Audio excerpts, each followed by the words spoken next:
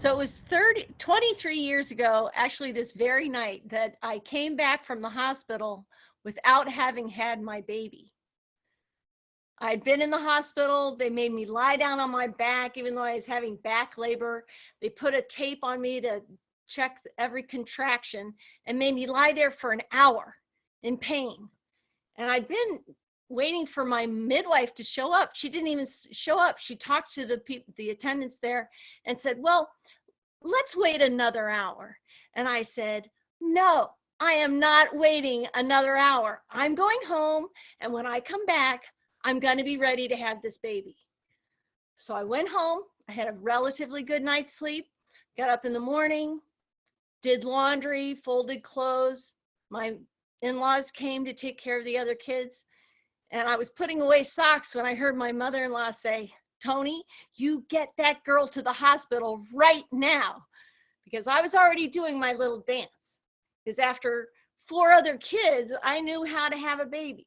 You have to get down. You have to get those hips wide and loosen everything up. So I was ready to go. We got in the car. We drove to the hospital. That wasn't terribly comfortable, but we parked in the parking garage. And I got out and did my little dance against the side of the car. And then I walked across the parking garage, down the ramp, did my little dance. Tony rubbed my back. Okay, feels good. Got down to the first floor and I have to go to the bathroom. So I go in the bathroom. I do my little dance. I come back out and Tony says, I was afraid you're going to have the baby in there. No, it's fine. We get in the elevator. I do my little dance. I'm very calm, maybe a little too calm, because when we get to the maternity floor, they say, here, fill out these papers.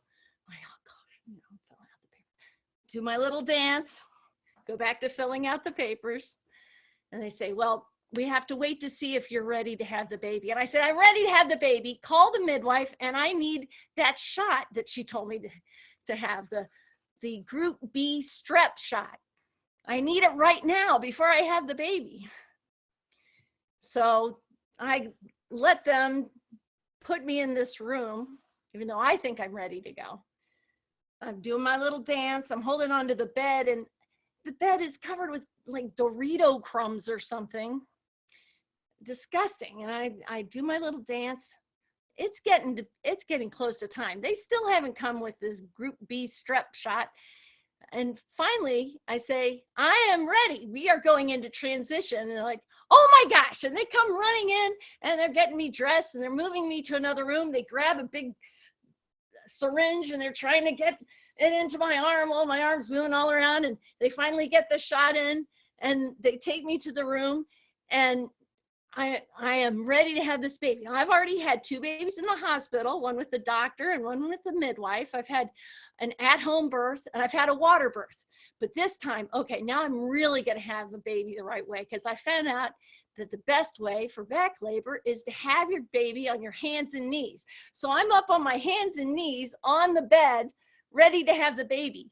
And the attending OB-GYN comes in. They have no idea what to do. They're like, what are you doing? I said, this is the right way to have a baby. I'm going to have the baby on my hands and knees. I'm like, no, just roll over. I can't even check you. I was like, no, got to have the baby on my hands and knees. And they say, just roll over. You're so ready. You can just have the baby if you roll over. Oh my God. So I roll over. I have the baby.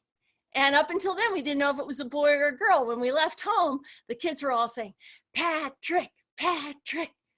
The baby came out. And it wasn't a boy, it was a girl, so we named her Teresa. And when the kids found out it was Teresa, they said, Teresa, Teresa. But as far as the name of the doctor goes, I don't know. I think that's just too much information.